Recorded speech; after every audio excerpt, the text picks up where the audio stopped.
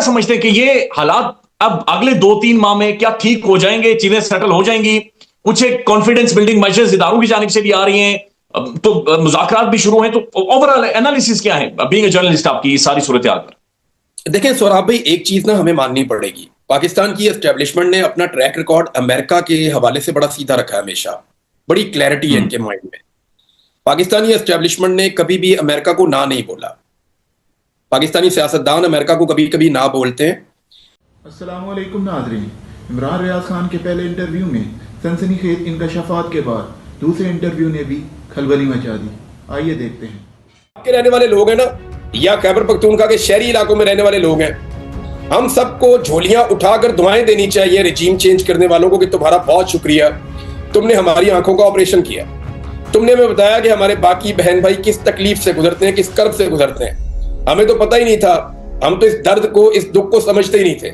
تو ہمیں اللہ کا شکر ہے, اللہ رب العزت کا بہت شکر ہے کہ ہمیں سمجھ آ گئی ہے, تو ہمیں ایک قوم میں کنورٹ کیا ہے. اب وہ مطالبہ نہیں ہے کہ آپ نے حکومت نہیں گرانی عمران خان سے, اب مطالبہ عمران خان سے یہ ہے کہ آپ نے ہمیں کچھ نہیں کہنا, آپ ایک طریقہ کار ہے اس کے اوپر عمل درآمد کر لیں. عدالتوں کے اوپر سے دباؤ ختم کر دیا جائے گا. جب عدالتوں کے اوپر اسٹیبلشمنٹ اپنا دباؤ ہٹا لے گی تو عدالتیں انصاف دینا شروع کر دیں گی. عدالتوں نے تو بہت ناانصافی کی ہے پی ٹی آئی کے ساتھ, تو جب عدالتیں انصاف دیں گی تو یہ کیس تو ٹکیں گے ہی نہیں, عمران خان صاحب کی بیل ہو جائے گی, باہر آ جائیں گے. اب عمران خان صاحب نے مارجن کریٹ کرنا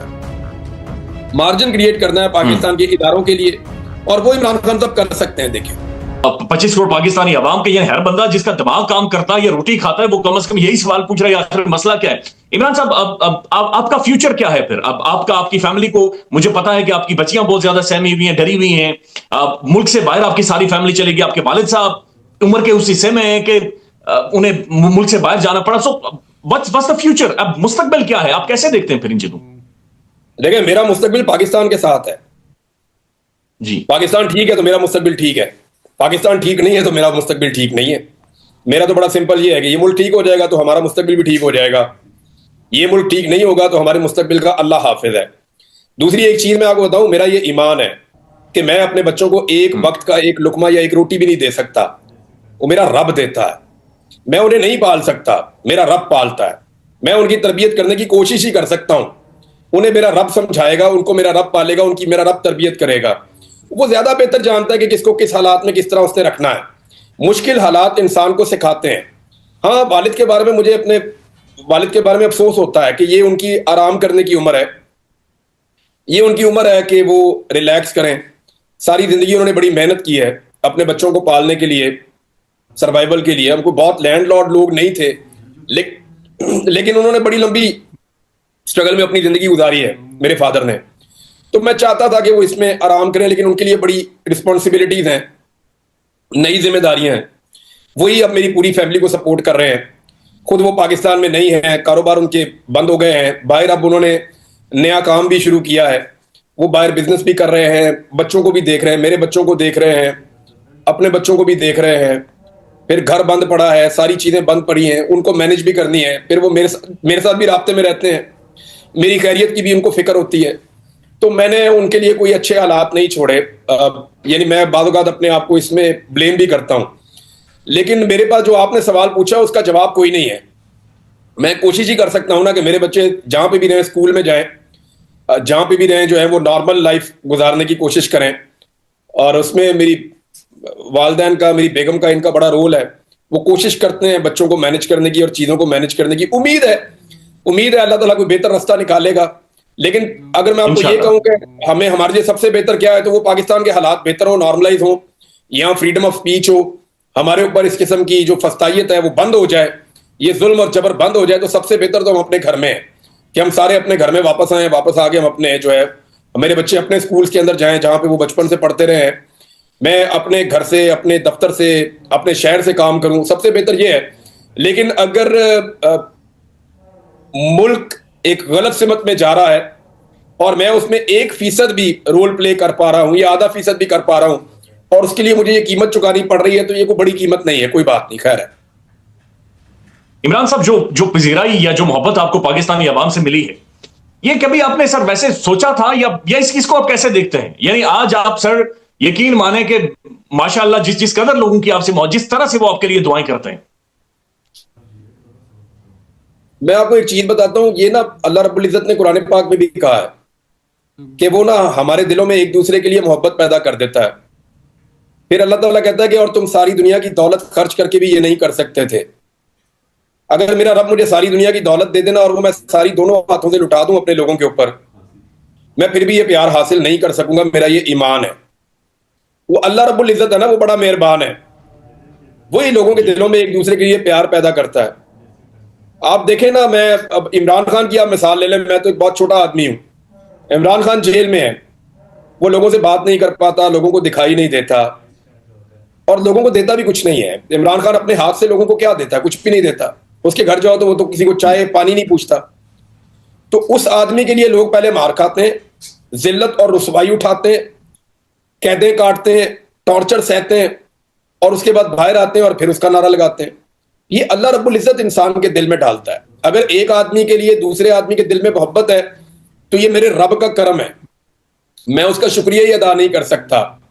अगर मुझे प्यार करने वाले चंद लोग भी हो ना तो मैं अपने अल्लाह का शुक्रिया अदा नहीं कर सकता। लेकिन मुझे जितना लोगों ने प्यार किया, अब आपको मैं एक अजीब बात बताता हूं। ये बहुत अजीब बात है, बहुत ही आपको हैरत होगी। एक दिन बड़ी इमरजेंसी थी, मैंने रैंडमली एक दरवाजा खटखटाया, ऐसे ही रैंडमली। तो वो दरवाजा खोला, अंदर एक खातून थी, उनके साथ एक लड़का खड़ा था। तो मैंने कहा आ जाऊं, तो उन्होंने मुझे पकड़ के अंदर खींच लिया। ओह, कि जल्दी आ जाओ, इधर आ जाओ। उन्हें मेरी शक्ल देख के आइडिया हो गया कि उसको थोड़ी सी मदद चाहिए। वो थी एक इमरजेंसी एक मौके पे। तो मामला ये है कि मुझे तो नहीं पता था कौन लोग हैं ये। तो लोग हमें ओन करते हैं एक दूसरे को।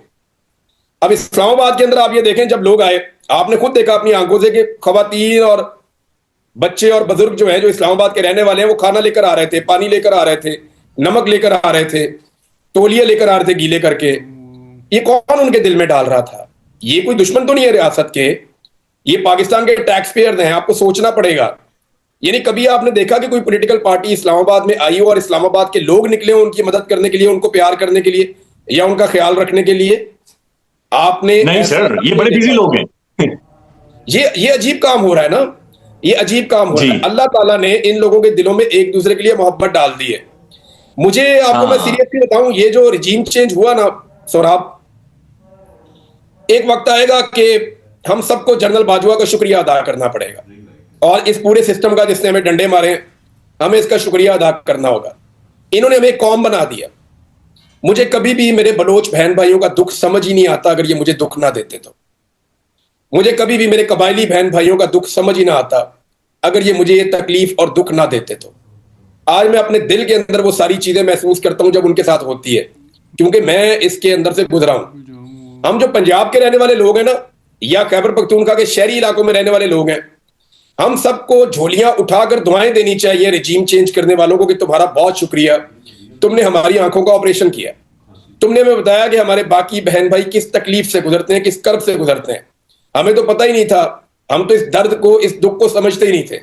तो हमें अल्लाह का शुक्र है, अल्लाह रब्बुल इज्जत का बहुत शुक्र है कि हमें समझ आ गई है। तो हमें एक कौम में कन्वर्ट किया है। आपको पता है मैं बलूचिस्तान गया था, मैंने वहां कुछ अर्सा गुजारा बलूचिस्तान में पहाड़ों पे। तो अब आपको ऐसी बात बताऊंगा कि आप हैरान हो जाएंगे। वो एरिया जहां पे इंटरनेट का इतना सा भी सिग्नल जाता है ना, इतना सा भी, सौराब, वहां पे आपकी आवाज जाती है। ऐसे मैं आपको सीरियसली बता रहा हूं, जहां पे एक सिग्नल आता है ना थोड़ा सा इंटरनेट का, वहां पे भी आपकी आवाज जाती है। वहां पे भी लोग जानते हैं कि सच क्या और झूठ क्या है, और बिल्कुल वैसे ही जानते हैं जैसे लाहौर में, इस्लामाबाद में जानते हैं। मैं बताऊं, ये जो टर्मिनोलॉजी इस्तेमाल होती है ना, डिजिटल दहशतगर्दी, ये इट्स रियली अ प्रॉब्लम। अभी इस्लामाबाद और रावलपिंडी में बैठे हुए लोगों को पता ही नहीं है कि ये खतरा कितना बढ़ गया है। पाकिस्तान के किसी एक कोने में, मैं पिछले तकरीबन को 3-4 माह में ना पूरा पाकिस्तान फेरा हूं। मेरा ये तरीकाकार था कि थोड़ा अरसा इधर रह गए, फिर इधर रह गए, फिर इधर रह गए, फिर इधर रह गए, मैं ऐसे घूमता भी रहा हूं बड़ी देर तक। तो मैंने इस बीच में, जब तक कि मैंने अपने आप को पूरी तरह महफूज नहीं किया, तब तक मैं ये चक्कर भी लगाता रहा हूं। تو میں نے کوئی ایسا کونا پاکستان کا نہیں دیکھا جہاں میسج نہیں پہنچ گیا, اور ویری ویل کنویڈ. یہ ایسا نہیں ہے کہ آپ کو میسج کہیں آدھا پہنچا ہے, کہیں پورا پہنچا ہے, کہیں انڈرسٹینڈنگ کا فرق ہے. ایک بات ضرور ہے کہ انڈرسٹینڈنگ بڑی کلیئر ہے.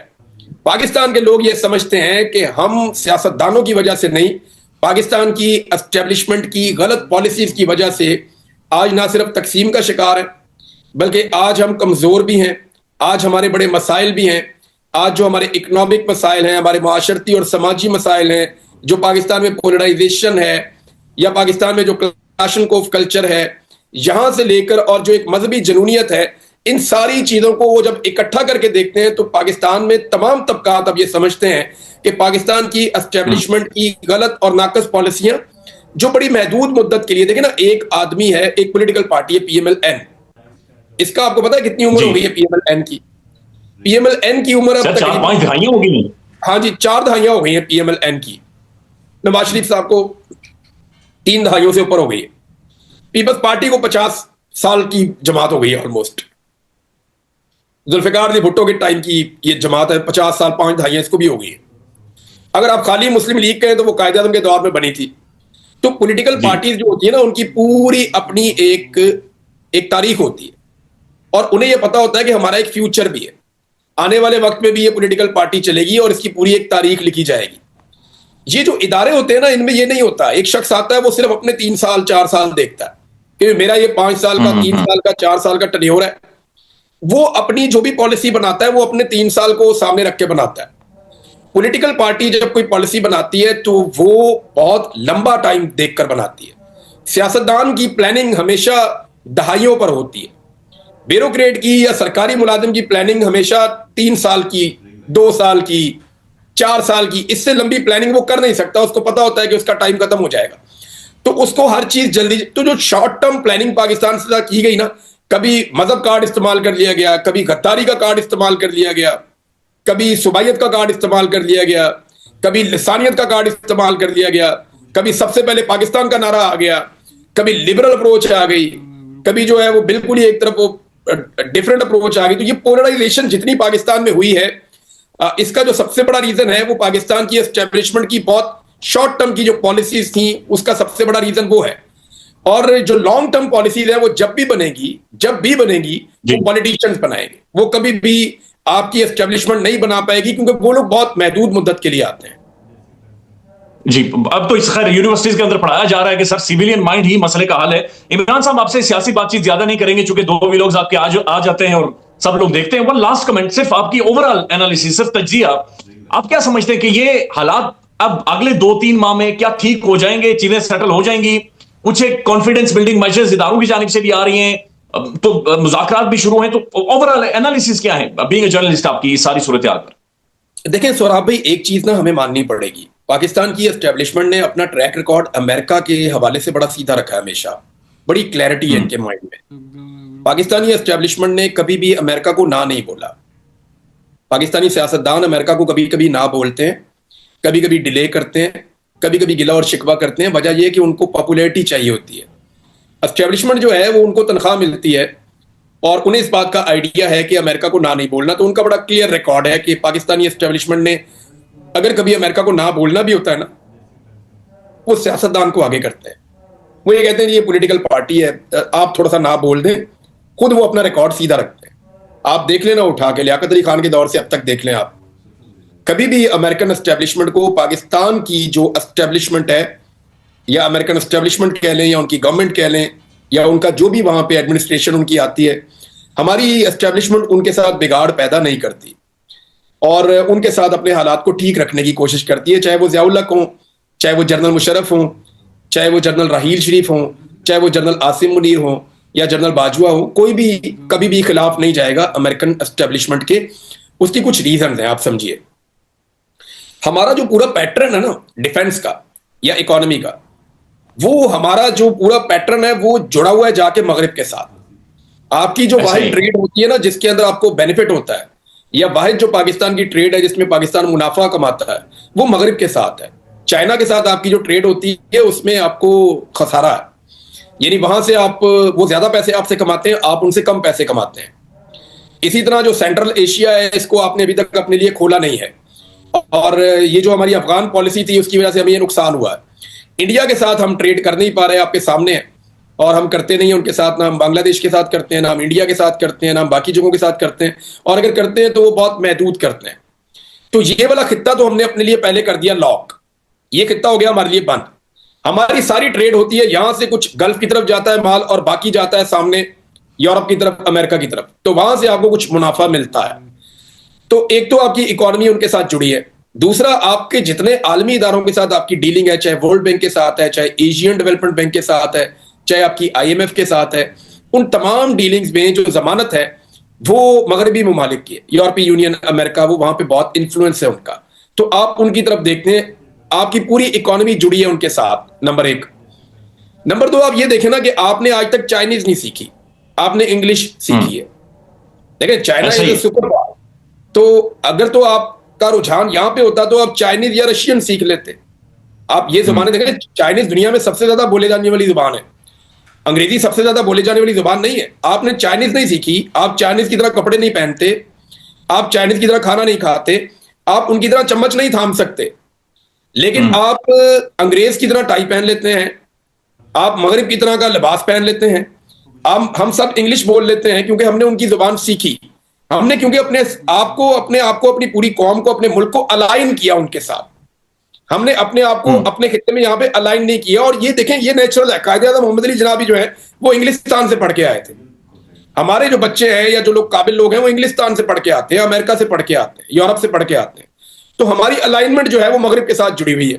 نمبر دو, آپ کا جو ڈیفنس ہے سارا کا سارا وہ بھی آپ کا مغرب کے ساتھ جڑا ہوا ہے. اچھی بات یہ ہے کہ ابھی ہم نے چائنا کے ساتھ کچھ اپنا وینچر شروع کیا, یہ ہم لے رہے ہیں J-35. مجھے بڑی اس کی فکر تھی کیونکہ میں ہتھیاروں کا بڑا شوقین ہوں, اور ڈیفنس کے اوپر مجھے بڑا مزہ آتا ہے اس کو اسٹڈی کرنے میں. کل ساری رات میں نے اسٹڈی کیا کہ یہ J-35 کیا ہے, اور مجھے اتنی خوشی ہوئی کہ اب ہم انڈیا سے واپس کچھ آگے بڑھے ہیں.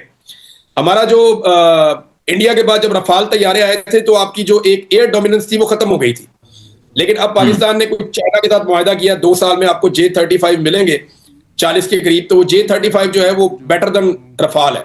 لیکن سوال میرا یہ ہے کہ اتنے مہنگے طیارے ہم لے رہے ہیں, کیا ہم افورڈ کر سکتے ہیں, یا ہم نے کوئی جنگ لڑنی بھی ہے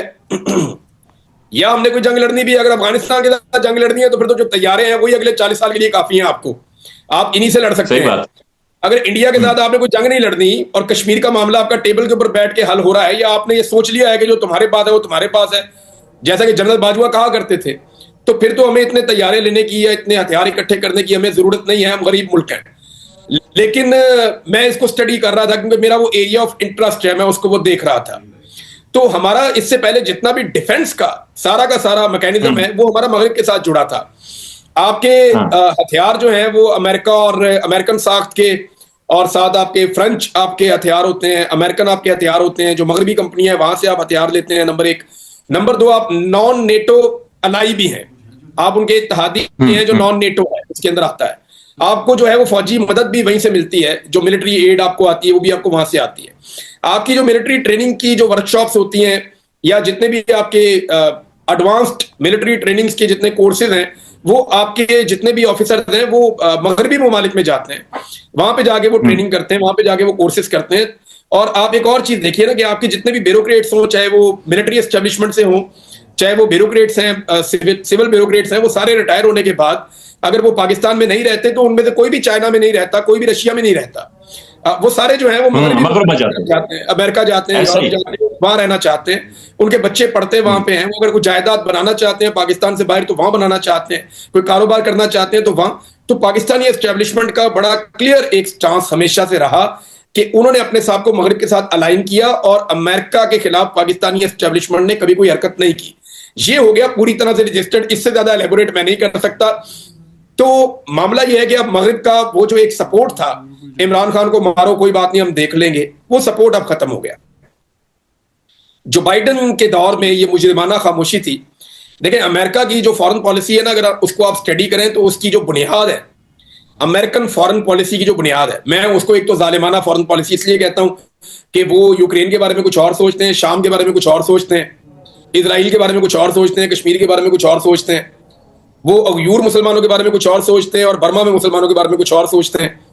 تو میں ان کو دیکھتا ہوں کہ وہ اپنی اسٹریٹجی اپنے فائدے اور نقصان کے مطابق بناتے ہیں. بڑی ظالمانہ قسم کی پالیسی ہے. لیکن آپ کچھ بھی کہیں, امریکن جو پالیسی ہے, فورن پالیسی, اس کی بنیاد انہوں نے رکھی ہوئی ہے ہیومن رائٹس کے اوپر. وہ یہ کہتے ہیں جی ہماری بنیاد ہیومن رائٹس, تو ہم فورن پالیسی کو اب ہیومن رائٹس کے اوپر اگر بنیاد ہے تو جو کچھ پاکستان میں ہوا تو امریکہ کی مجرمانہ خاموشی تھی اور وہ نہیں بولے, اور جب امریکہ نہیں بولا تو پھر کوئی بھی نہیں بولا. مغرب سے بھی آواز نہیں اٹھی, یو این بھی جو ہے اس کی بڑی کمزور آواز تھی. اب ٹرمپ کے جیتنے کے بعد جو ہے وہ مغرب نے, آپ نے دیکھا, آنکھیں دکھانا شروع کر دی ہیں. اب یورپی یونین کھل کے کہہ رہا ہے جی آپ کا جی ایس پی پلس اسٹیٹس ہے, یہ آپ ملٹری کوڈ میں سزائیں دے رہے ہیں, یہ کوئی اچھی بات نہیں ہے. اب ساروں کا رویہ تبدیل ہونا شروع ہو گیا, اسپیشلی جو امریکہ کی ٹیم ہے جو نئی آ رہی ہے, امریکن گورنمنٹ, ان کا بھی رویہ تبدیل ہونا شروع ہو گیا. اب وہ ہیومن رائٹس کی بات کریں گے. تو میرے خیال میں اس سے پہلے پاکستان کو سمجھ جانا چاہیے, اور پاکستانی اسٹیبلشمنٹ کو یہ بات سمجھ آ گئی ہے کہ 4 سال تک ایک نئی امریکن انتظامیہ کے ساتھ لڑنے سے بہتر ہے کہ پاکستان میں وہ انصاف دے کے اپنی جان چھڑائے.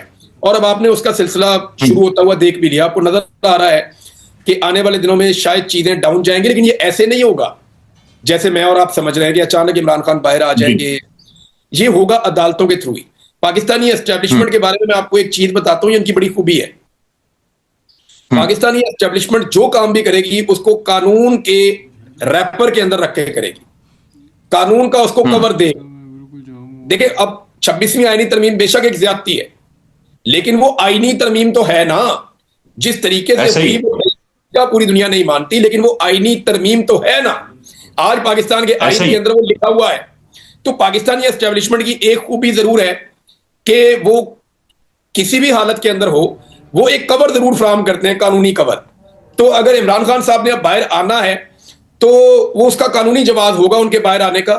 اور ویسے بھی دیکھیں اسٹیبلشمنٹ صرف اپنے آپ کو پیچھے ہٹا لینا, عدالتوں کے اوپر دباؤ ڈالنا شروع کر دے. میری اطلاع کے مطابق جو عمران خان صاحب کے پاس آفر ہے جس کا ایک حصہ وہ نہیں مان رہے, انہیں یہ کہا جا رہا ہے جی آپ فوری طور پہ نہ چلے جائیں, ہاؤس اریسٹ ہو جائیں انہی مذاکرات کے نتیجے میں. تو عمران خان صاحب نے ایک ان کو ٹرک کی بتی کے پیچھے لگایا ہوا ہے کہ پہلے میرے سارے بندے چھوڑو نا, پھر میں اپنے بارے میں بات کروں گا. اب وہ بھی اس بات کو جانتے ہیں اور عمران خان بھی جانتے ہیں کہ گھر میں جا کے قید ہو جانے سے ان کی پاپولیرٹی پہ افیکٹ ہوگا. لیکن عمران خان پاپولر ہی اتنے ہیں, اگر وہ گھر میں جا کے بھی اریسٹ ہو جائیں گے تو کتنا کا افیکٹ ہو جائے گا, یعنی بہت بھی افیکٹ ہو جائے گا. پاکستان کا 90% لوگ ان کے ساتھ کھڑے ہیں تو 80% کھڑے ہو جائیں گے, 2/3 سے تو اوپر وہ پھر بھی رہیں گے ہی. تو عمران خان صاحب جو ہے نا, باقیوں نے اپنا بیڑا غرق اتنا کر لیا ہے کہ وہ اب ایک ایسا ڈیسیجن لے بھی لیں جو پاپولر نہ ہو تو پھر بھی ان کو کوئی زیادہ ڈیمیج نہیں ہوگا. لیکن مجھے نہیں لگتا کہ عمران خان صاحب چاہیں گے کہ وہ اپنے گھر سے آزاد ہوں. وہ یہ چاہیں گے ویسے کوئی بیک ڈور ڈسکشن چل رہی ہے سر, یہ مذاکرات کو چھوڑ کر, جس طرح آپ نے اپنے ایک ویلاگ میں فارچونر گاڑیوں کے جانے کا بھی ذکر کیا, تو اسٹیبلشمنٹ ڈائریکٹلی انگیج کر رہی ہوگی خان. دیکھیں میں آپ کو بتاؤں, مجھے ملاقات کا نہیں پتا, میں نے اس ویلاگ میں بھی کہا تھا یہ 2 مرتبہ ایسا ہوا ہے. میرے سورس نے مجھے بتایا ہے کہ وہی والی گاڑیاں 2 مرتبہ داخل ہوئی ہیں جیل میں, اور ایک مرتبہ اتوار کا دن تھا. اتوار کے دن میں آپ کو بتا دیتا ہوں کہ جیل خانہ جات کا وزیر جا سکتا ہے, یا تو ہائی کورٹ کا جو جج جس کے پاس یہ اختیار ہو وہ جا سکتا ہے, یا آئی جی جیل خانہ جات جا سکتا ہے کسی جیل کے اندر. اور کسی کے لیے جیل نہیں کھلتی, جیل کا دروازہ کھلتا نہیں ہے. تو وہ جیل کا دروازہ ان گاڑیوں کے آنے سے تقریباً کوئی 40-50 سیکنڈ پہلے کھل گیا تھا, اور جب وہ گاڑیاں نکلنی تھیں تو ان کے نکلنے سے 30 سیکنڈ پہلے کھل گیا تھا. وہ گاڑیاں سپیڈ میں اندر گئی اور سپیڈ میں باہر نکلی ہیں. 2 گاڑیاں تھیں اور ان کے اندر جو لوگ ہیں ان کے پاس کاغذات تھے جو لے کر وہ جیل کے اندر داخل ہوئے تھے اتوار والے دن. اب جیل کے اندر کون سب سے امپورٹنٹ آدمی ہے اور کس کے بارے میں یہ بات چیت ہو سکتی ہے وہ ہم سب جانتے ہیں. دوسرا میرے پاس اپنی ذاتی ایک انفارمیشن ہے جو پاکستان تحریک انصاف کے بہت بہت امپورٹنٹ لوگوں نے مجھے بتائی ہے کہ وزیر اعلیٰ خیبر پختونخوا کو آپ اس موقع پہ نظر انداز نہیں کر سکتے. ایکچولی اگر کوئی آدمی سسٹم کے ساتھ اس وقت رابطے میں ہے تو وہ خیبر پختونخوا کا وزیر اعلیٰ ہے, اور اس کو بہت ساری انفارمیشن ہے جو باقی پارٹی کو نہیں ہے. تو 2 طرح کے مذاکرات ہیں. دیکھیں اس کی تصدیق جو ہے وہ انہوں نے بھی کی ہے, عرفان صدیقی صاحب نے. عرفان صدیقی صاحب ہیں, انہوں نے کہا انہوں نے کہا جی ایک پرچی ہمارے پاس آئے گی این آر او کی, ہمارے پاس تو لکھا لکھایا آ جائے گا, کرنا کیا ہے. یہ بے شک ٹیم بنی ہوئی ہے. 2 طرح کے مذاکرات ہوتے ہیں نا, ایک بیک ڈور چینل ہوتا ہے اور ایک جو ہے وہ اناؤنسڈ سامنے نظر آ رہے ہیں, خفیہ اور اعلانیہ مذاکرات. تو یہ جو لوگ اعلانیہ مذاکرات کر رہے ہیں ان کے پاس خفیہ مذاکرات کے نتیجے میں جو بھی پہنچے گا اس کو یہ مان لیں گے. میں آپ کو اس کی مثال دے دیتا ہوں. یہ جو آزاد کشمیر کا اس وقت وزیر اعظم ہے, کیا نام ہے اس کا, انوار الحق صاحب. انوار الحق یہ آزاد کشمیر کے وزیر اعظم نے ووٹ مانگنے کے لیے پیپلز پارٹی سے رابطہ کیا اور پی ایم ایل این کے لوگوں سے بھی رابطہ کیا اور انہیں کہا جی آپ مجھے آپ ووٹ دے دیں, میں وزیر اعظم بن جاؤں گا یہاں کا نا, میں نے اپنے بندے کچھ لے لیے ہیں یہاں سے پی ٹی آئی میں سے توڑ لیے ہیں اور آپ لوگ مجھے ووٹ ڈالیں. تو انہوں نے کہا جی ہم تو اپنا وزیر اعظم کھڑا کر رہے ہیں, ہم تو خود ووٹ مانگ رہے ہیں, تو ہم آپ کو ووٹ نہیں ڈالیں گے. یہ پیپلز پارٹی نے جواب دیا تھا. تو انہوں نے دھمکی لگائی تھی, یہ مجھے پیپلز پارٹی کے لوگوں نے بتایا. انہوں نے کہا تھا یار ووٹ تو تسی مینوں ہی پانا ہے, میرے کہن تے پا دو گے تو چنگے رہو گے, اور اگر میرے کہن پہ آپ نہیں ڈالیں گے تو ڈالنا تو تمہیں پڑے گا مجھے ووٹ, کیونکہ تمہارا کینڈیڈیٹ ٹکے گا نہیں. یہ دھمکی لگا کے وہ جناب انہوں نے معاملہ ختم کیا. اور پھر پیپلز پارٹی کے دوست بتاتے ہیں کہ آصف علی زرداری صاحب کو آرڈر ملا تھا اور زرداری صاحب نے پھر آرڈر دیا اپنی پارٹی کو کہ اپنا کینڈیڈیٹ آپ کا نہیں ہوگا, آپ انوار الحق کو ووٹ ڈالیں گے. اسی طرح پی ایم ایل این کے جو ووٹس ہیں وہ بھی ادھر شفٹ ہو گئے اور اس طرح جو ہے وہ اپنا ایک انہوں نے حکومت بنا لی وہاں پہ آزاد کشمیر میں. تو اس کو آپ سمجھیں ایسے ہی جو خفیہ مذاکرات ہو رہے ہیں, ان مذاکرات کے نتیجے میں جو چیزیں طے پا جائیں گی وہ پھر زرداری صاحب کو بھیج دی جائیں گی اور وہ چیزیں بھیج دی جائیں گی نواز شریف صاحب کو, اور یہ دونوں پولیٹیکل لیڈر اپنی اپنی پارٹی کے لوگوں کو وہاں کہہ دیں گے جو مذاکرات کے اندر ہیں کہ بھائی اس کے اوپر طے ہو گیا اور یہ آپ کرتے ہیں. تو وہ ان کو کرنا پڑ جائے گا. یہ سامنے صرف دکھاوا ہے جو آپ کو نظر آ رہا ہے. ایکچولی اگر کوئی مذاکرات پاکستان میں جب بھی ہوتے ہیں وہ بیک ڈور چینل میں ہی ہوتے ہیں اور وہاں پہ بھی میرے خیال میں بات چیت چل رہی ہے. عمران خان صاحب ایسے ہی تو نہیں کہہ رہے کہ ان کو 2 آفرز پہنچائی گئی ہیں.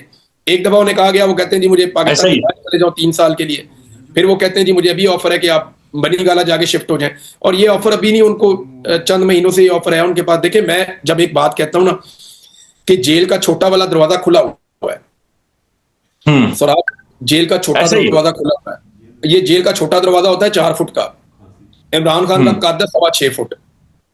تو چھوٹے والے دروازے میں سے عمران خان نے چھوٹے والے دروازے میں سے تو وہ کہتے ہیں عمران خان کو نکل جاؤ, تو عمران خان کہتا ہے نہیں جی بڑا پھاٹک کھولو بڑا دروازہ. میں جس طرح اپنی کمر سیدھی رکھ کے جیل کے اندر گیا تھا میں اسی طرح اپنی کمر سیدھی رکھ کے جیل سے باہر آؤں گا. پنگا صرف یہاں پہ ہے کہ دروازہ چھوٹا کھلا ہوا ہے, بڑے لمبے عرصے سے کھلا ہوا ہے. اچھا اب جو ہے نا بات کہاں تک پہنچ گئی ہے یہ بھی میں آپ کو بتا دیتا ہوں آج کی لیٹسٹ. اب وہ مطالبہ نہیں ہے کہ آپ نے حکومت نہیں گرانی عمران خان سے, اب مطالبہ عمران خان سے یہ ہے کہ آپ نے ہمیں کچھ نہیں کہنا, آپ ایک طریقہ کار ہے اس کے اوپر عمل درآمد کر لیں. عدالتوں کے اوپر سے دباؤ ختم کر دیا جائے گا.